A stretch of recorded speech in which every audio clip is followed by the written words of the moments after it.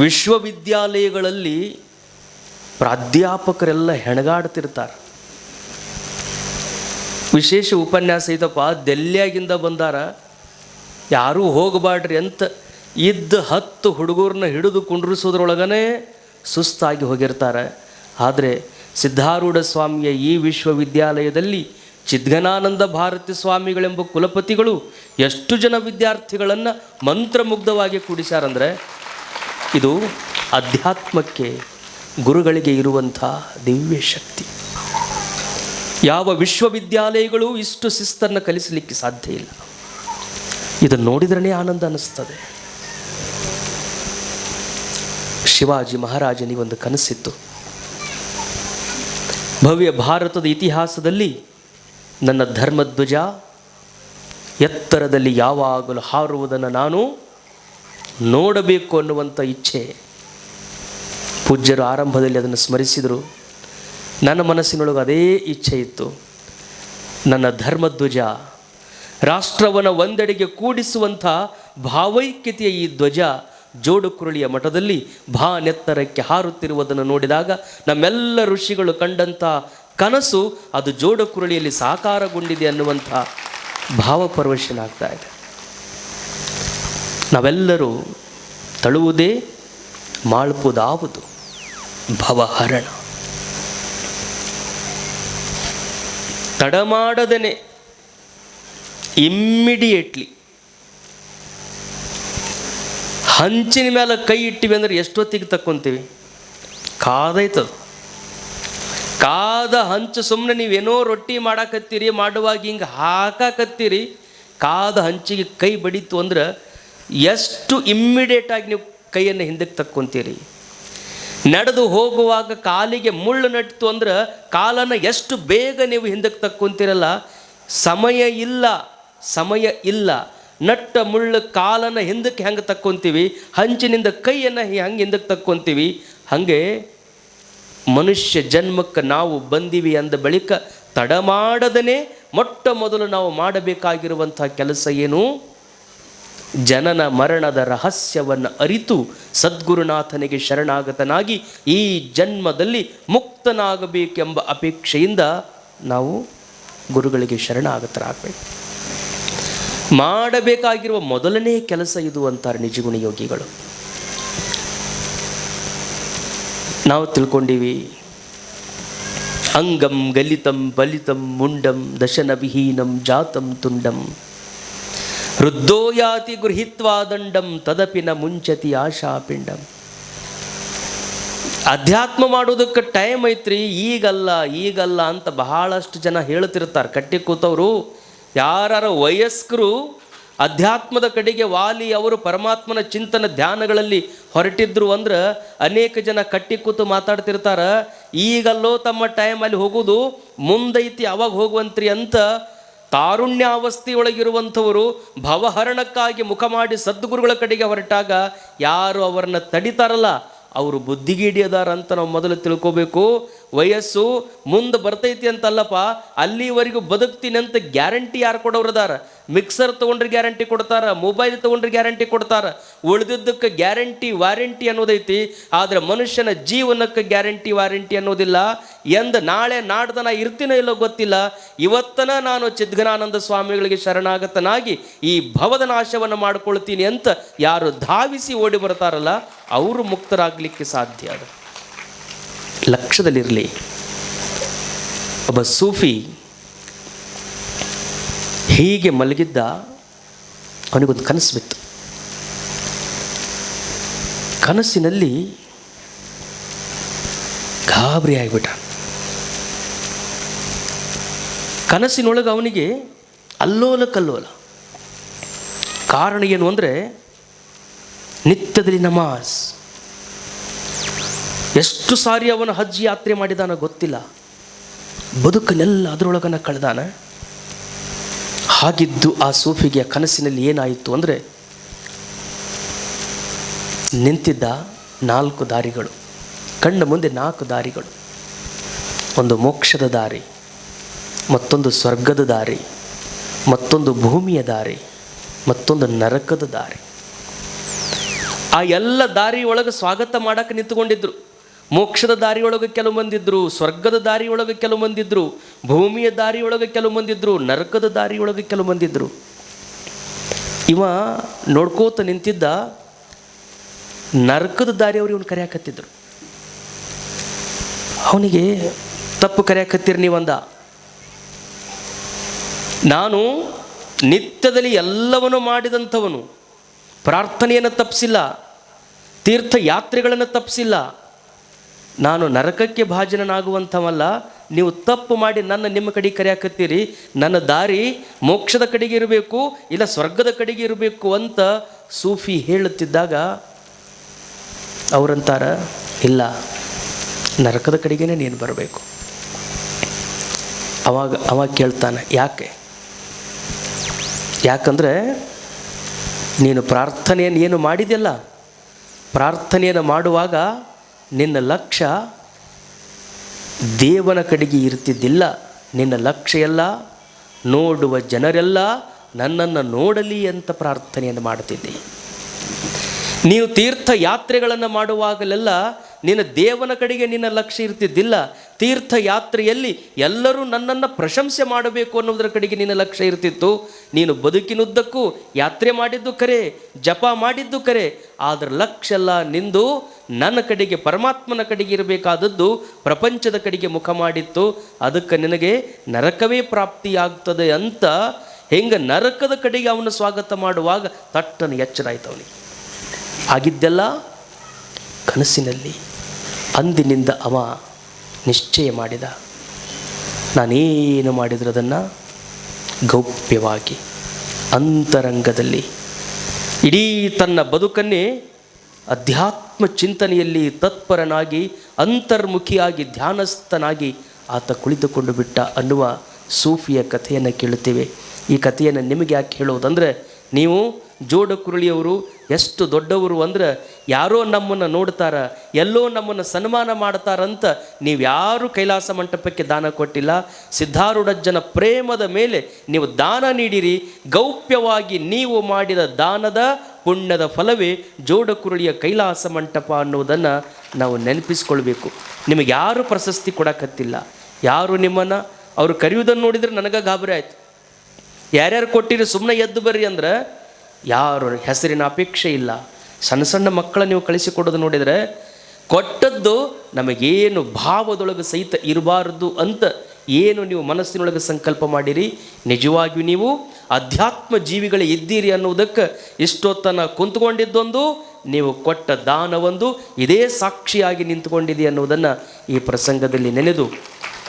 ಆದರೂ ನಿಮ್ಮೊಳಗೊಂದು ಪ್ರಶ್ನೆ ಮೂಡಬಹುದು, ಗೌಪ್ಯವಾಗಿಯೇ ಜಪ ತಪಗಳನ್ನು ಮಾಡಿದ್ರೇ ಮೋಕ್ಷ ಆಗ್ತೈತಿ ಅಂತ ನೀವು ಹೇಳಿದ ಬಳಿಕ ಮತ್ತು ಅಪವರು ಯಾವಾಗಲೂ ಕೈ ಒಳಗೆ ಜಪ ಮಣಿ ಹಿಡಿದು ಯಾಕೆ ಜಪ ಮಾಡ್ತಾರೆ? ಮಹಾರಾಜರ ಹತ್ತಿರಕ್ಕೆ ನೀವು ಯಾವಾಗಲೂ ಬಂದು ಕೂತ್ಕೊಂಡ್ರಿ ಅಂದರೆ ಅವ್ರ ಶರೀರದಿಂದ ಯಾವಾಗಲೂ ನಮಃ ಶಿವಾಯ, ಅವರಿಗೆ ಅರಿವಿರಲಿ ಬಿಡಲಿ, ಅವರ ಮನಸ್ಸು ಯಾವಾಗಲೂ ನಮಃ ಶಿವಾಯ ಶಿವ ಶಿವ ಶಿವ.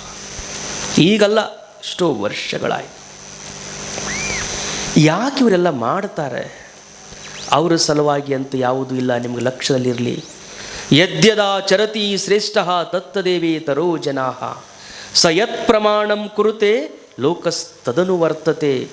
ಇಷ್ಟೆಲ್ಲ ಬಾಲ್ಯದಲ್ಲಿನೇ ಮನೆ ತ್ಯಾಗ ಮಾಡಿ, ಬಾಲ್ಯದಲ್ಲೇ ಸದ್ಗುರುಗಳಿಗೆ ಶರಣಾಗತರಾಗಿ, ಬಾಲ್ಯದಲ್ಲಿ ಸದ್ಗುರುಗಳ ಆಶೀರ್ವಾದವನ್ನು ಪಡೆದು ಮುಕ್ತನಾಗುವುದಕ್ಕೆ ಏನು ತಪವನ್ನು ಆಚರಿಸಬೇಕಾಗಿತ್ತೋ ವರದ ಹಸ್ತವನ್ನು ಸದ್ಗುರು ಆ ಶಿಷ್ಯನ ಮಸ್ತಕದ ಮೇಲೆ ಇಟ್ಟಾಗಲೇ ಅವರ ಭವವು ಹರಣವಾಗಿ ಹೋಗಿದೆ. ಆದರೂ ನಾನು ಜಪವನ್ನು ಮಾಡುತ್ತೇನೆ, ಆದರೂ ನಾನು ತಪವನ್ನು ಮಾಡುತ್ತೇನೆ, ಆದರೂ ನಾನು ಲೋಕ ಸಂಚಾರಿಯಾಗಿ ಸಿದ್ಧನ ಕಥಾಮೃತವನ್ನು ಬೋಧಿಸ್ತೇನೆ. ಕಾರಣ ಏನು ಅಂದರೆ ನನ್ನ ನಡೆಯಿಂದ ಲೋಕ ಎಚ್ಚರಗೊಳ್ಳಲಿ ಅನ್ನುವಂಥ ಕಾರಣಕ್ಕಾಗಿಯೇ ಮಹಾತ್ಮರು ಜಪ ತಪಗಳನ್ನು ಯಾವಾಗಲೂ ಆಚರಿಸ್ತಿರ್ತಾರೆ. ಅಂಥವರಿಗೆ ಶರಣಾಗತರಾಗಿ ಬಿಡಬೇಕು. ಬಹಳ ವಿಚಾರ ಮಾಡಬೇಕಾಗಿಲ್ಲ.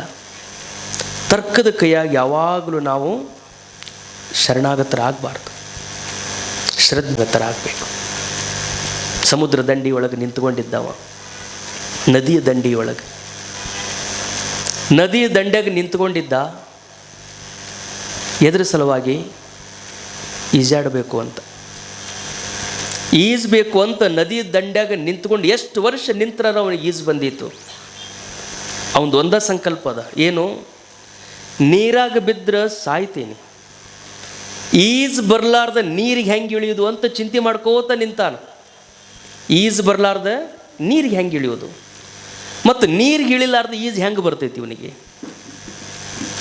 ತಲೆ ಒಳಗೆ ತರ್ಕ ನಡೆದದ, ಏನು? ಈಜ ಕಲ್ತ ಮೇಲೆ ನೀರಾಗಿ ಇಳಿಬೇಕು ಅಂತ. ಅವ ನೀರಾಗಿ ಇಳಿಲಾರ್ದ ಕಲಿಸಬಾರ್ದು ಅಂತ ನೀರು ತರ್ಕ ಮಾಡ್ಕೋತ ನಾವು 100 ವರ್ಷ ಕಳೆದ್ರೂ ಈಜನ್ನು ಕಲೀಲಿಕ್ಕೆ ಸಾಧ್ಯ ಇಲ್ಲ.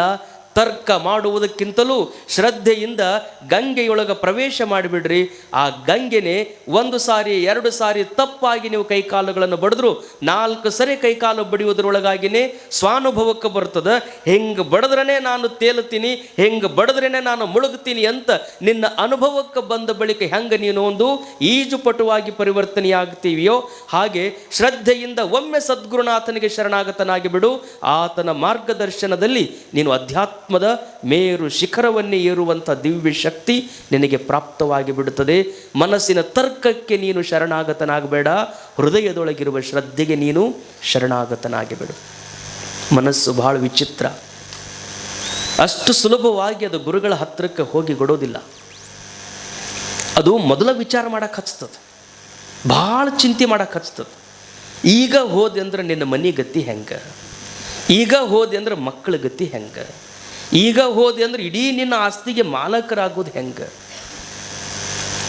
ಈಗ ಹೋದೆ ಅಂದ್ರೆ ಹೆಂಗೆ ಅಂತ ಮನೆಯಾಗ ಕುಂತನೇ ಮನೆಯಿಂದ ಒಂದು ಹೆಜ್ಜೆಯನ್ನು ಸಹಿತ ಹೊರಗಿಡ್ಲಾರ್ದಂಗೆ ಅದು ಮಾಡ್ತದೆ.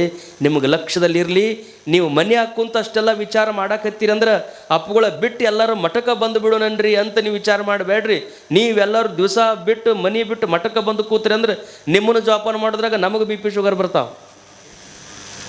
ಎಲ್ಲರೂ ಬಿಟ್ಟು ಬರಬೇಕಂದ್ರೆ ಹಂಗೆ ಬಿಟ್ಟು ಬರಬೇಕು ಅಂತಲ್ಲ, ನೀವು ಮನೆಯಾಗಿದ್ರೂ ಮಠದಾಗ ಅದೀನಿ ಅನ್ನುವಂಥ ಭಾವದೊಳಗಿದ್ದು ಬಿಡ್ರಿ. ಕಾರಣ ಏನು ಅಂದರೆ ಮನದಲ್ಲಿ ನೆನವಂಗೆ ಮನೆಯೇನು ಮಠವೇನು. ನೀನಿದ್ದ ಜಾಗನೇ ನಿನಗೆ ಮಂತ್ರಾಲಯ ಆಗಬೇಕು, ನೀನಿದ್ದ ಜಾಗನೇ ನಿನಗೆ ಕೈಲಾಸ ಆಗಬೇಕು. ಕಬೀರರು ಕೊನೆಯ ಸಂದೇಶ ಏನು ಕೊಟ್ಟರು ಅಂದರೆ, ಎಲ್ಲ ಜನ ಕಾಶಿ ಒಳಗೆ ಹೋಗಿ ಪ್ರಾಣ ಬಿಟ್ಟರೆ ಮೋಕ್ಷ ಆಕೈತಿ ಅಂತ ಹೇಳ್ತಾರಪ್ಪ.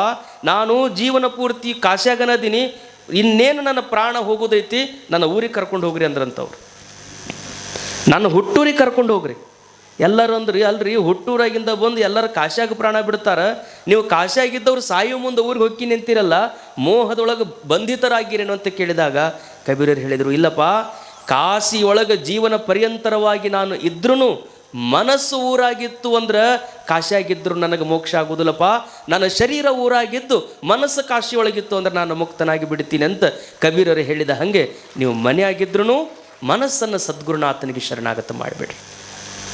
ಮನಸ್ಸು ಒಮ್ಮೆ ಆತನಿಗೆ ನೀವು ನೀಡಿಬಿಟ್ರಿ ಅಂದರೆ ಆ ಮನಸ್ಸೇ ನಮ್ಮನ್ನು ಮುಕ್ತರನ್ನಾಗಿ ಮಾಡುತ್ತದೆ. ಅಂಥ ಭವಹರಣಕ್ಕೆ ಬಹಳ ಸಮಯ ಇಲ್ಲ. ಶರಣರು ಹೇಳುತ್ತಾರೆ, ನಾಳೆ ಬಪ್ಪುದೆಮಗಿಂದೇ ಬರಲಿ, ಹಿಂದೆ ಬಪ್ಪುದೆಮಗೆ ಈಗಲೇ ಬರಲಿ. ನಾಳೆ ಬರೋದು ಇವತ್ತು ಬರಲಿ, ಇವತ್ತು ಬರೋದು ಈಗ ಬರಲಿ. ಯಾರಿಗೆ ಹೇಳಕತ್ತಾರ ಅವರು? ಬೀಗರಿಗೆ ಹೇಳಕತ್ತಿಲ್ಲ, ಯಾವುದೋ ರೊಕ್ಕಕ್ಕೆ ಹೇಳಕತ್ತಿಲ್ಲ. ನಾಳೆ ಕೊಡ್ತೀನಿ ಅಂದವ ಇವತ್ತು ಕೊಡಲಿ, ಇವತ್ತು ಕೊಡ್ತೀನಿ ಅಂದವ ಈಗ ಕೊಡಲಿ ಅಂತ ಯಾವುದೋ ಹಣದ ಸಲುವಾಗಿ ಹೇಳಕತ್ತಿಲ್ಲ, ಬೀಗರ ಸಲುವಾಗಿ ಹೇಳಕತ್ತಿಲ್ಲ. ಮರಣವನ್ನು ಅವರು ಇನ್ವೈಟ್ ಮಾಡಕತ್ತಾರ, ಆಮಂತ್ರಣ ಮಾಡ್ತಾರೆ. ನಾಳೆ ಬರ್ತೀನಿ ಅಂತದಲ್ಲ, ನಾಳೆಗೆ ಬೇಡ, ಇವತ್ತ ಬಾ. ಇವತ್ತು ಬರ್ತೀನಿ ಅಂದ್ರೆ ಅದಕ್ಕಂತಾರೆ ಅವ್ರು, ಇವತ್ತು ಬರ್ತೀನಿ ಅಂದ್ರೆ ಇವತ್ತನ ಬೇಡ, ಈಗೇ ಬಾ. ಯಾರಿಗೆ ಆ ಧೈರ್ಯ ಬರೋಕ್ಕೆ ಸಾಧ್ಯತೆ ರೀ? ಜಾತಸ್ಯ ಮರಣಂ ಧ್ರುವಂ ಎಂಬುದಾಗಿ ಕೂಡಲ ಸಂಗನ ಶರಣರು ಬರೆದ ಬರಹ ಅಜಹರ ಸುರರಿಗೆ ಮೀರಲಳವಲ್ಲ. ನಾಳೆಗೆ ಯಾಕ್ರಿ, ಇವತ್ತ ಬರಲಿ ಹಂಗೆ ಹೇಳಬೇಕು ಅಂದ್ರೆ ಶಾಲ್ಯಾಗ ನೋಡ್ರಿ ಹುಡುಗರು ಇರ್ತಾವೆ. ಬೆಳಿಗ್ಗೆ ಎದ್ದು ನಿಮ್ಮ ಹುಡುಗರೆಲ್ಲ ಶಾಲೆಗೆ ಹೋಗ್ತಿರ್ತಾವೆ, ಎಷ್ಟು ಚಂದ ತಯಾರಿ ಮಾಡಿ ಕಳಿಸ್ತಿರ್ತೀರಿ ಅವ್ರನ್ನ. ಕೆಲವು ಹುಡುಗರನ್ನ ಶಾಲೆಗೆ ಕಳಿಸ್ಬೇಕಂದ್ರೆ ಭಾಳ ಕಷ್ಟ. ಎಷ್ಟು ಅವ್ರು ಕಟ್ಟಿಪಿಟ್ಟಿ ಮಾಡ್ತಿರ್ತಾರೆ ಮನ್ಯಾಗ ಅಂದ್ರೆ ಅವನ್ನ ಅವರ ಎಬ್ಬಿಸ್ಬೇಕು, ಅವರ ಜಳಕ ಮಾಡಿಸ್ಬೇಕು, ಅವರ ಪಾಟಿ ಚೀಲ ತಯಾರು ಮಾಡಬೇಕು, ಬುತ್ತಿ ಗಂಟು ಕೈಯಾಗ ಕೊಟ್ಟು, ವಾಟರ್ ಕ್ಯಾನ್ ಕೊಟ್ಟು, ಪಾಟಿ ಚೀಲ ಬೆನ್ನಿಗೆ ಹಾಕಿ ಅವ್ರನ್ನ ಬಸ್ ಎಲ್ಲಿ ಬರ್ತಿರ್ತದೆ ಅಲ್ಲಿ ಕರ್ಕೊಂಡು ಬರಬೇಕಂದ್ರೆ ಕುರಿಕಾಣ ಬಿದ್ದು ಹೋಗ್ತಾವೆ. ಇನ್ನು ಕೆಲವು ಹುಡುಗರು ಇರ್ತಾವೆ ಎಷ್ಟು ನೀಟ್, ರಾತ್ರಿನ ಪುಸ್ತಕ ಎಲ್ಲ ಒಂದು ಕಡೆಗೆ ಪಾಟಿ ಚೀಲದೊಳಗಿಟ್ಟು ಮಲ್ಕೊಳ್ಳುವಾಗ ಎಷ್ಟು ಆನಂದದಿಂದ ನಿದ್ದೆ ಮಾಡಿ ಬೆಳಿಗ್ಗೆ ತಾವ ಎದ್ದು ಜಳಕ ಮಾಡಿ ಡ್ರೆಸ್ ಹಾಕ್ಕೊಂಡು ಪಾಟಿ ಚೀಲ ಹಾಕ್ಕೊಂಡು ಎಷ್ಟು ಆನಂದದಿಂದ ತಾಯಿ ಹತ್ತಿರಕ್ಕೆ ಬಂದು ಅಡುಗೆ ಮಾಡೋದು ಸ್ವಲ್ಪ ಏನರ ತಡ ಆಗಿತ್ತಂದ್ರೆ ತಾಯಿ ಕೈಯೊಳಗೆ ಸ್ವಲ್ಪ ಕೆಲಸ ಮಾಡಿ ಬುತ್ತಿ ಡಬ್ಬಿ ಕಟ್ಕೊಂಡು ತಮ್ಮ ನೀರಿಂದ ತಾವ ಹಿಡ್ಕೊಂಡು ಪಾಟಿ ಚೀಲ ಬೆನ್ನಿಗೆ ಹಾಕ್ಕೊಂಡು ಅವನ ಕೈ ತಾವ ಹಿಡ್ಕೊಂಡು ಎಲ್ಲಿ ಬಸ್ ಬರ್ತಿರ್ತದ ಬಸ್ ಬರೋ ಜಾಗಕ್ಕೆ ತಾಯಿ ಕೈ ಹಿಡ್ಕೊಂಡು ತಾವ ಕರ್ಕೊಂಡು ಬರ್ತಾವ. ಇನ್ನೊಂದು ಹುಡುಗನ್ನ ತಾಯಿ ಕೈ ಹಿಡಿದು ದರ ಎಳ್ಕೊಂಡು ಬರ್ತಿರ್ತಾವ. ಎರಡು ಹುಡುಗರನ್ನ ನೀವು ಅಲ್ಲೇ ನೋಡ್ತಿರ್ಬೇಕು. ಬಸ್ ಸ್ಟ್ಯಾಂಡ್ನಾಗ ನಿಂತು ನೀವು ನೋಡಕತ್ರ ಗೊತ್ತಾಕದ. ಒಂದು ಹುಡುಗ ಬಸ್ ಬಂತು ಒಂದು ತಕ್ಷಣ ಎಷ್ಟು ನಕ್ಕೊಂತ ಜಿಕ್ಕೊಂತ ಕಿಟಕಿ ಕಡಿಕೊಂಡ್ರುದೇನು, ಹೊರಗೆ ಮುಖ ಹಾಕೋದೇನು, ಕೈ ಮಾಡೋದೇನು, ತಾಯಿಗೆ ಇಷ್ಟು ಅಭಿನಂದನೆಗಳನ್ನು ಹೇಳ್ತಿರ್ತದದು. ಏನು ಸ್ವರ್ಗಕ್ಕೆ ಹೊಂಟ ನೆನಪ ಇವು ಅನ್ನುವಷ್ಟು ಆನಂದ ಪಡ್ತಿರ್ತದೆ. ಇದು ಇನ್ನೊಂದು ಹುಡುಗ ಮಗ್ಗಲ್ಲಿ ನಿಂತಿತ್ತಲ್ಲ, ಬಸ್ ನೋಡಿ ತಂದ ತಕ್ಷಣ ಅವನ ಕಡೆ ಮುಖ ಮಾಡಿ ಹೇಳ್ತಾನೆ, ಯವ್ವ ನನಗೆ ಹೊಟ್ಟೆ ನುಸಾಕತ್ತೈತಿ ಅಂತ. ಒಂದು ಹುಡುಗ ಹೊಟ್ಟೆ ನುಸ್ತೈತಿ ಅಂತೈತಿ, ಒಂದು ಹುಡುಗ ನಕ್ಕೊಂತ ಬಸ್ ಹತ್ತಾಕತ್ತೈತಿ.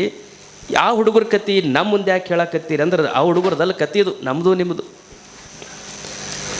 ಯಾವ ಹುಡುಗ ನಕ್ಕೊಂತ ಬಸ್ ಹತ್ತಾಕತ್ತಾನ ಹೇಳ್ರಿ? ಯಾವ ಹುಡುಗ ಹೊಟ್ಟೆ ನುಯ್ಯಾಕತ್ತೈತಿ ಅಂತ ಹೊಳ್ಳಿ ಮನೆಗೆ ಹೋಗೋ ಪ್ಲ್ಯಾನ್ ಮಾಡಕತ್ತಾನ ಹೇಳ್ರಿ? ಹಿಂದಿನ ದಿವಸನ ಯಾವಾಗ ಅವ ಪುಸ್ತಕ ಸರಿಯಾಗಿ ಜೋಡಿಸಿ ಪಾಟಿ ಚೀಲದಾಗ ಇಟ್ಟಾನ ಆವಾಗ ನೀವು ತಿಳ್ಕೊಬೇಕು ಏನು, ಬಂದ ತಕ್ಷಣ ಎಲ್ಲ ಹೋಮ್ವರ್ಕ್ ಮಾಡಿ ಕರೆಕ್ಟ್ ಇಟ್ಟಾನ. ಹೋಮ್ವರ್ಕ್ ಮಾಡಿದ ಹುಡುಗ ಸಾಲಿಗೆ ಹೋಗ್ಬೇಕು ಅಂದ್ರೆ ಅಷ್ಟು ಸಂತೋಷ ಆಕ್ಕದ. ಯಾಕೆ ಶಾಲ್ಯಾಗ ಹೋದ ತಕ್ಷಣ ಹೋಮ್ವರ್ಕ್ ಚೆಕ್ ಮಾಡಿದ್ರು ಅಂದ್ರೆ ಮಾಸ್ತರ್ಗೂ ಖುಷಿ ಆಕ್ಕದ. ಅವನು ಮತ್ತೆ ಸ್ಟೇಜ್ ಮೇಲೆ ಕಂಡ್ರಿಸಿ 4 ಹುಡುಗರಿಗೆ ಅವನು ಪರಿಚಯ ಮಾಡಿಸೋದೇನು, ಎಷ್ಟು ಅವನಿಗೆ ಶಾಲಿಗೆ ಹೋಗುವಾಗ ಆನಂದ ಆಕ್ಕದ. ಇದು ಇನ್ನೊಂದು ಹುಡುಗ ಹೊಟ್ಟೆ ನೋವು ಅಂತ ಯಾಕೆ ಹೊಳ್ಳಿ ಮನೆಗೆ ಬರ್ತೈತೆ ಅಂದ್ರೆ ಅದಕ್ಕೆ ಗೊತ್ತದ. ಶಾಲ್ಯಾಗ ಹೋದ್ಮೇಲೆ ಮಾಸ್ತರ್ ಹೋಮ್ವರ್ಕ್ ಚೆಕ್ ಮಾಡಕತ್ತಂದ್ರೆ ಬೈತಾನ, ಬಡಿತಾನ. ಇನ್ನೂ ಅಂದ್ರೆ ಬೆಂಚ್ ಮೇಲೆ ನಿಂದ್ರಿಸಿ 4 ಹುಡುಗರು ಮುಂದೆ ನಾನು ಅಪಮಾನ ಮಾಡ್ತಾನ. ಶಾಲ್ಯಾಗ ಹೋಗಿ ಮರ್ಯಾದೆಗೇಡಾಗೋದಕ್ಕಿತ್ತು ಸುಮ್ಮನೆ ಮನೆಗೆ ಹೋಗೋದು ಚಲೋ ಅಂತ ಹೊಳ್ಳಿ ಒಂದು ಹುಡುಗ ಹೋಮ್ವರ್ಕ್ ಮಾಡಲಾರ್ದು ಮನೆಗೆ ಹೊಕ್ಕದ. ಹೋಮ್ವರ್ಕ್ ಮಾಡಿದ್ದು ಸಾಲಿಗೆ ಹೆಂಗೆ ಹೊಕ್ಕೈತಲ್ಲ ಹಂಗೆ ಚಿದ್ಗನಾನಂದ ಅಪ್ಪುಗಳು ಓಂ ನಮಃ ಶಿವಾಯ ಅನ್ನುವ ಮಂತ್ರದ ಹೋಮ್ವರ್ಕನ್ನು ನಿಮ್ಮೆಲ್ಲರಿಗೂ ಕೊಟ್ಟಾರ. ಅದನ್ನು ಯಾರು ನಿರಂತರವಾಗಿ ಜಪ ಮಾಡಿ ಪರಮಾತ್ಮನ ನಾಮಸ್ಮರಣೆಯನ್ನು ಮಾಡ್ತಿರಲ್ಲ, ಮೃತ್ಯು ಅನ್ನುವಂಥ ಬಸ್ಸು ನಮ್ಮ ಮನೆಯ ಹತ್ತಿರಕ್ಕೆ ಬಂದು ನಿಂತ್ಕೊಂಡಾಗ ಮೃತ್ಯುವಿನ ಬಗ್ಗೆ ಚಿಂತೆ ಮಾಡಲಾರ್ದೇ ನನ್ನ ಗುರು ಕೊಟ್ಟು ಹೋಮ್ವರ್ಕ್ ಮಾಡಿ ನಾನು ಎಂದೋ ಮುಕ್ತ ಆಗಿನಿ ವೈನಿ ಶರೀರವನ್ನು ಅಂತ ನಕ್ಕೋಂತ ಬಸ್ ಹತ್ತಿದ್ರು. ಅಂದರೆ ಅವರೆಲ್ಲ ಗುರುಪುತ್ರರಕ್ಕಾರ. ಇಲ್ರಿ ಹೊಟ್ಟೆ ನುಯ್ಯಾಕತ್ತೈತಿ ಅಂತ ಬಂದ್ರಿ ಅಂದರೆ ಪುನರಪಿ ಜನನಂ ಪುನರಪಿ ಮರಣಂ ಪುನರಪಿ ಜನನೇ ಜಠರೇ ಶಯನಂ ಇಹ ಸಂಸಾರೇ ಖಲು ದುಸ್ತಾರೆ. ಕಷ್ಟದ ಸಂಸಾರದಲ್ಲಿ ಬಿದ್ದು ಒದ್ದಾಡುವುದಕ್ಕಿಂತಲೂ ತಳುವುದೇ ಮಾಳ್ಪುದು ಭವಹರಣ. ಗುರುಗಳಿಗೆ ಶರಣಾಗತರಾಗ್ರಿ. 10:30 ಮೇಲಾದ್ರೂ ಇಷ್ಟೆಲ್ಲ ಶಾಂತವಾಗಿ ಕುಳಿತಿದ್ದು ಬಹಳ ಸಂತೋಷ. ಕೈಲಾಸ ಮಂಟಪವನ್ನು 1926 ಹುಬ್ಬಳ್ಳಿಯಲ್ಲಿ ಮಿಶ್ರಿಕೋಟಿ ಕಾಳಪ್ಪನವರು ಕೈಲಾಸ ಮಂಟಪವನ್ನು ಸಿದ್ಧಾರೂಢಜ್ಜನ ಆಜ್ಞೆಯ ಮೇರೆಗೆ ಶಾಲೆಗೆ ಹೋಗದೇ ಇರುವಂಥ ಅಲ್ಲಿವರೆಗೂ ಕಲ್ಲಿನ ಕೆಲಸವನ್ನು, ಅಲ್ಲಿವರೆಗೂ ಇಂಥ ದೊಡ್ಡ ದೊಡ್ಡ ಕಟ್ಟಡಗಳನ್ನು ಏನೂ ಮಾಡದೇ ಇರುವಂಥ ಕಾಳಪ್ಪ ಸದ್ಗುರುಗಳ ಮೇಲಿನ ವಿಶ್ವಾಸ ವಾಣಿಯ ಫಲವಾಗಿ ಯಾವ ವಿಶ್ವೇಶ್ವರಯ್ಯನವರು ಏನು ನಮ್ಮ ಕಣ್ಣಂಬಾಡಿ ಅಣೆಕಟ್ಟುಗಳನ್ನು ಕಟ್ಟಿದರೋ, SG ಬಾಳೆಕುಂದ್ರಿಯವರು ಉತ್ತರ ಕರ್ನಾಟಕದ ಅಣೆಕಟ್ಟುಗಳನ್ನು ಕಟ್ಟಿದರು. ಹರಿಯುವ ನೀರಿಗೆ ಅಣೆಕಟ್ಟುಗಳನ್ನು ಕಟ್ಟಿ ಹರಿಯುವ ನೀರನ್ನು ಅವರೆಲ್ಲ ನಿಲ್ಲಿಸಿದರೆ, ನಮ್ಮ ಮಿಶ್ರಿಕೋಟಿ ಕಾಳಪ್ಪನವರು ಹುಬ್ಬಳ್ಳಿಯ ಕೈಲಾಸ ಮಂಟಪವನ್ನು ಕಟ್ಟಿ ಹರಿಯುವ ಮನಸ್ಸನ್ನು ನಿಲ್ಲಿಸಿದಂಥ ಅಧ್ಯಾತ್ಮದ ಅಭಿಯಂತರರು ಅಂದರೆ ಮಿಶ್ರಿಕೋಟಿ ಕಾಳಪ್ಪನವರು. ಅಂಥ ಕೈಲಾಸ ಮಂಟಪಕ್ಕೆ ಒಂದು 100 ವರ್ಷ ಸಮಯ ಆಗ್ಯದ, ಶತಮಾನ ಕಂಡದೆ. ನಮಗೆ ಆನಂದದ ಸಂಗತಿ ಏನು ಅಂದರೆ ಒಂದು 100 ವರ್ಷ ಹುಬ್ಬಳ್ಳಿಯ ಕೈಲಾಸ ಮಂಟಪಕ್ಕಾಗ್ಯದ. ಆ ಕೈಲಾಸ ಮಂಟಪದ ಒಂದು ನೆನಹಿನಲ್ಲಿ ಒಂದು 100ನೇ ವರ್ಷಕ್ಕೆ ಜೋಡಕುರ್ಲಿ ಒಳಗೆ ಮತ್ತೊಂದು ಅಂಥ ಕೈಲಾಸ ಮಂಟಪ ನಿರ್ಮಾಣ ಆಗ್ಯದಲ್ಲ, ಇದು ಆನಂದ ಪಡುವಂತಹ ಸಂಗತಿ. 10 ತಿಂಗಳಲ್ಲಿ ಒಬ್ಬ ತಾಯಿ ಒಂದು ಮಗುವಿಗೆ ಜನ್ಮ ಕೊಡಬೇಕು ಅಂದರೆ 9 ತಿಂಗಳು ಸಾಕು ಅಂತ ಹೆಂಗೆ ಹೇಳ್ತಾರೆ, ಹಂಗೆ ನಮ್ಮ ಚಿದ್ಘನಾನಂದ ಭಾರತೀಯಪ್ಪ ಅವರಿಗೆ 9 ತಿಂಗಳದ ಹಿಂದೆ ಮೂಡಿದಂಥ ಈ ಕೈಲಾಸ ಮಂಟಪ ಎಂಬ ಶಿಶು 10ನೇ ತಿಂಗಳಿಗೆ ಲೋಕಾರ್ಪಣೆಗೊಂಡಿರುವಂಥದ್ದನ್ನು ನೋಡಿದಾಗ ಅವರ ಸಂಕಲ್ಪ ಸಿದ್ಧಿ ಎಷ್ಟು ದೊಡ್ಡದಿದೆ ಅನ್ನುವಂಥದ್ದನ್ನು ಈ ಪ್ರಸಂಗದಲ್ಲಿ ನೆನೆದು ಅವರಿಗೆ ಅವರು ಅಪ್ಡೇಟ್ ವರ್ಷನ್ ಅವರು. ನಾವು ಮಹಾರಾಜರು ಕಥೆಗಳನ್ನು ಸಿದ್ಧಾರೂಢಪ್ಪ ಅವ್ರ ಬಗ್ಗೆ ನಾವೆಷ್ಟೋ ಹೇಳ್ತೀವಂದ್ರೂ 56 ಅಧ್ಯಾಯದೊಳಗನ ಹೊಳ್ಳಾಡ್ತಿರ್ತೀವಿ. ನಮ್ಮ ಸಾಫ್ಟ್ವೇರ್ ಅಷ್ಟು ಸುಲಭವಾಗಿ ಅಪ್ಡೇಟ್ ಆಗೋದಿಲ್ಲ. ಆದರೆ ನಮ್ಮ ಚಿದ್ಗನಾನಂದ ಸ್ವಾಮೀಜಿಯವರ ಸಾಫ್ಟ್ವೇರ್ ಇಷ್ಟು ಅದ್ಭುತದಲ್ಲ. ಸಿದ್ಧಾರೂಢ ಅಜ್ಜನ ಬಗ್ಗೆ ಇವತ್ತಿಗೂ ಒಂದು ಹೊಸ ಸಂಗತಿ ನಡೀತು ಅಂದರೆ ಅವರ ಸಾಫ್ಟ್ವೇರ್ನಲ್ಲಿ ಅದು ಅಪ್ಡೇಟ್ ಆಗಿರ್ತದೆ. ಸಿದ್ಧಾರೂಢ ಅಜ್ಜನ ಕಥೆಗಳನ್ನು ಕೇಳಬೇಕು ಅಂದರೆ ಬೇರೆ ಯಾರ ಕಡೆಯಿಂದಲೂ ಅದು ಸಾಧ್ಯ ಇಲ್ಲ. ಸಣ್ಣದರಿಂದ ಹಿಡಿದು ದೊಡ್ಡದರವರೆಗೂ ಎಲ್ಲ ಕಥೆಗಳನ್ನು ಬಲ್ಲಂಥ ಸಿದ್ಧಾರೂಢ ಕಥಾಮೃತದ ಸರಿತ್ಸಾಗರ ಅಂದರೆ ಅದು ನಮ್ಮ ಚಿದ್ಗನಾನಂದ ಭಾರತಿ ಸ್ವಾಮಿಗಳವರು ಅನ್ನೋದನ್ನು ನಾವೆಲ್ಲರೂ ತಿಳಿಯಬೇಕಾಗಿರುವಂಥದ್ದು. ಅವರು ಮಾಡ್ತಾ ಇರುವ ಈ ಕಾರ್ಯ, ಇಂಥ ಜನ ಸಂಘಟನೆ, ಒಬ್ಬ ಸಂತ ಇದಕ್ಕಿಂತಲೂ ಇನ್ನೇನು ಮಾಡಬೇಕಾಗಿದೆ ಹೇಳಿ? ಏನದ ಸ್ವಾಮಿಗಳಿಂದ ಏನು ಲಾಭ ಆಗ್ಯದ ಅಂತ ಕೇಳೋರು ಒಂದು ಸಾರಿ ಜೋಡು ಕುರುಳಿಗೆ ಬಂದು ನೋಡ್ರಿ. ನೀನೊಲಿದು ಪಾದವ ನಿತ್ತ ನೆಲ ಸುಕ್ಷೇತ್ರ ಅನ್ನುವುದಕ್ಕೆ, ಜಲಪಾವನ ತೀರ್ಥ ಅನ್ನುವುದಕ್ಕೆ ಜೋಡು ಕುರುಳಿ ಒಂದು. ಯಾಕಂದರೆ ಈ ಊರಿನ ಇತಿಹಾಸ ಸುಮಾರು ಒಂದು 10 ವರ್ಷದ ಹಿಂದೆ ಹೋದರೆ ಅಷ್ಟು ಚೆನ್ನಾಗಿರುವ ಇತಿಹಾಸ ಇಲ್ಲ. ಈ ಊರ ಬಗ್ಗೆ ಕೆಟ್ಟದಾಗಿಯೇ ಮಾತನಾಡ್ತಿದ್ದಂಥ ಒಂದು ಕಾಲವನ್ನು ನೋಡ್ತಿದ್ವಿ. ಆದರೆ ಇವತ್ತು ಕರ್ನಾಟಕ ಜೋಡ ಕುರುಳಿ ಅಂದರೆ ಬರೇ ಜೋಡು ಕುರುಳಿಯಾಗಿ ಉಳಿದಿಲ್ಲ, ಅದು ಆರೂಢರ ಜೋಡ ಕುರುಳಿಯಾಗಿ ಪರಿಣಮಿಸಿದ ಅಂದರೆ ಅದರ ಶಕ್ತಿ ನಮ್ಮ ಚಿದ್ಗನಾನಂದ ಸ್ವಾಮಿಗಳವರು. ನಮ್ಮ ಗುರುಗಳ ಮೇಲೆ ಅಪಾರವಾಗಿರುವಂಥ ಪ್ರೀತಿ. ಅವರು ಕೊಟ್ಟಂಥ ಒಂದು ಸಣ್ಣ ಮಂತ್ರವನ್ನು ಅವರು ಎಷ್ಟು ಜೋಪಾನ ಮಾಡಿಕೊಂಡು ಬಂದಾರಂದರೆ, ನೀನು ಈ ಗೋಜಿನೊಳಗೆ ಹೋಗಬೇಡಪ್ಪ, ನೀನು ನಡೆದದ್ದೇ ಹಾದಿ ಅಂದಂಗೆ ನಿನ್ನದೇ ಒಂದು ದಾರಿ ತಯಾರು ಮಾಡ್ಕೊ ಅಂತ ನಮ್ಮ ಗುರುಗಳು ಅಂತರಂಗದ ಮಂತ್ರವನ್ನು ಏನು ಕೊಟ್ಟರು ಅದನ್ನಷ್ಟು ಗಟ್ಟಿಯಾಗಿ ಹಿಡಿದು ಅವರದೇ ಒಂದು ರಾಜಮಾರ್ಗವನ್ನು. ಕಾರಣ ಏನು ಅಂದರೆ, ಎಲ್ಲಿ ಹೋಗ್ತಾರೆ ಅಲ್ಲಿ ಸಾವಿರ ಜನ ಸಿದ್ಧನ ಕಥೆಯನ್ನು ಕೇಳುವುದಕ್ಕೆ ಅವರ ಹತ್ತಿರಕ್ಕೆ ಬರುತ್ತಾರೆ. ಹೆಂಗೆ ಜೇನು ಹುಟ್ಟಿಗೆ ಹುಳಗಳೆಲ್ಲ ತಾವೇ ಬಂದು ಮುತ್ತಿಕ್ಕುವಂತೆ ಸಿದ್ಧಾರೂಢನ ಆ ಜೇನನ್ನು ಸವಿಯುವುದಕ್ಕಾಗಿ ಭಕ್ತ ಎಂಬ ಜೇನ್ನೊಣಗಳು ಅವರ ಹತ್ತಿರಕ್ಕೆ ಯಾವಾಗಲೂ ಬರುತ್ತಾನೆ ಇರುತ್ತವೆ. ಅಂಥ ದಿವ್ಯ ಶಕ್ತಿಯನ್ನು ಸಂಪಾದಿಸಿದಂಥ ಗುರುಗಳ ಸಾನ್ನಿಧ್ಯದಲ್ಲಿ ಈ ಕಾರ್ಯಕ್ರಮ, ಆ ವಿದ್ಯುತ್ ಅಲಂಕಾರ, ಅವರಿಗೆ ಒಂದು ಅದ್ಭುತವಾದಂಥ ಕಲೆಯ ಒಳಗೊಂದು ಶಕ್ತಿ ಅದು. ಲಕ್ಷದಲ್ಲಿರಲಿ ಮಿಶ್ರಿಕೋಟಿ ಕಾಳಪ್ಪನವರು ಅಂದು ಕಟ್ಟಿದ್ರು ಅಂತ ನಾವೇನು ಕತೆ ಹೇಳ್ತೀವಿ, ಅವ್ರ ಹತ್ರ ಏನು ಕಲಾ ಇತ್ತಲ್ಲ, ಆ ಕಲಾ ನಮ್ಮ ಚಿದ್ಗನಾನಂದ ಸ್ವಾಮಿಗಳವರಲ್ಲಿ ಒಡಮೂಡಿ ನಿಂತದ. ಇದು ಬರೀ ರೊಕ್ಕ ಕೊಟ್ಟರೆ ಕೈಲಾಸ ಮಂಟಪ ಆಕೈತೆ ಅಂತ ತಿಳ್ಕೊಂಡ್ರೆ ಹುಚ್ಚುತನ. ಕೆಲವು ಮಂದಿ 10 ಕೋಟಿ ರೂಪಾಯಿ ಖರ್ಚು ಮಾಡಿರ್ತಾರೆ, ಆದರೆ ಅವುಗಳನ್ನು ನೋಡಬೇಕು ಅಂತ ಅನಿಸೋದಿಲ್ಲ. ಆದರೆ ರೊಕ್ಕ ಹೆಚ್ಚು ಖರ್ಚಾಗಿಲ್ಲ. ನಮ್ಮ ಜೋಡು ಕುರುಳಿಯ ಕೈಲಾಸ ಮಂಟಪಕ್ಕೆ ಭಕ್ತಿ ಹೆಚ್ಚು ಖರ್ಚಾಗಿದೆ ಅನ್ನೋದಕ್ಕೆ ಎಷ್ಟು ಸುಂದರವಾಗಿ ಅದು ಕಾಣಕತ್ತದೆ. ಅವರ ದಿವ್ಯ ದೃಷ್ಟಿಗೆ ನಮ್ಮ ಹರಿಮಂದಿರದ ಆಯಿಯವರನ್ನು ಅವರು ಇಲ್ಲಿ ಅವ್ರದ್ದು ಭಾವಚಿತ್ರ ಹಾಕಿದ್ದಾರೆ. ಹರಿಮಂದಿರದ ಕಲಾವತಿ ಆಯಿಯವರದ್ದು ಬಹುತರವಾಗಿ ಹೆಣ್ಣು ಮಕ್ಕಳ ಭಾವಚಿತ್ರವನ್ನು ಬಳಸೋದು ಬಹಳ ಕಡಿಮೆ. ಆದರೆ ಲಕ್ಷದಲ್ಲಿರಲಿ 12 ವರ್ಷಗಳ ಕಾಲ ಸಿದ್ಧಾರೂಢ ಅಜ್ಜನನ್ನು ತನ್ನ ಹೃದಯದಲ್ಲಿಟ್ಟುಕೊಂಡು ಆರಾಧನೆ ಮಾಡಿ ಇವತ್ತಿಗೂ ಅವರು ಕೊಟ್ಟಿರುವಂಥ ಮಂತ್ರಗಳಿಂದ ಪುಣೆಯ ಭಾಗಕ್ಕೆ, ಮಹಾರಾಷ್ಟ್ರದ ಭಾಗಕ್ಕೆ ಹೋಗಿಬಿಟ್ಟಿವಿ ಅಂದರೆ ಪ್ರತಿಯೊಂದು ರೈಲ್ವೆ ಸ್ಟೇಷನ್ನಲ್ಲಿ ಹರಿಮಂದಿರಗಳು ಸಿಗ್ತಾವ. ಸಾವಿರ ಮಂತ್ರೋಪದೇಶವನ್ನು ಪಡೆದಿರುವಂಥ ಭಕ್ತರು ಸಿಗ್ತಾರೆ. ಅದೆಲ್ಲ ಶ್ರೇಯಸ್ಸು ಕಲಾವತಿ ಆಯವರಿಗೆ ಸಲ್ತಿದ್ರೆ, ಆ ಕಲಾವತಿ ಆಯಿ ಹುಬ್ಬಳ್ಳಿಯ ಸಿದ್ಧಾರೂಢ ಅಜ್ಜನ ಸಾನ್ನಿಧ್ಯದಲ್ಲಿದ್ದು ತಪವನ್ನು ಆಚರಿಸಿದಂಥವಳು. ಅಂಥ ಹೆಣ್ಣು ಮಗಳಿಗೂ ಕೂಡ ಅವರ ಕೈಲಾಸ ಮಂಟಪದಲ್ಲಿ ಮೂರ್ತ ರೂಪವಾಗಿರಿಸಿ ನಮ್ಮ ಆರೂಢ ಪರಂಪರೆಯಲ್ಲಿ ಗಂಡು ಹೆಣ್ಣು ಅನ್ನುವಂಥದ್ದು ಶರೀರವೇ ಹೊರತು ಒಳಗೆ ಸುಳಿಯುವ ಆತ್ಮ ಹೆಣ್ಣು ಅಲ್ಲ, ಗಂಡು ಅಲ್ಲ, ಅದು ಪರಮಾತ್ಮನೇ ಆಗಿದೆ ಅನ್ನುವಂಥ ದಿವ್ಯ ಸಂದೇಶವನ್ನು ಈ ಕೈಲಾಸ ಮಂಟಪದ ಮೂಲಕ ಪೂಜ್ಯರು ನೀಡಿದ್ದಾರೆ.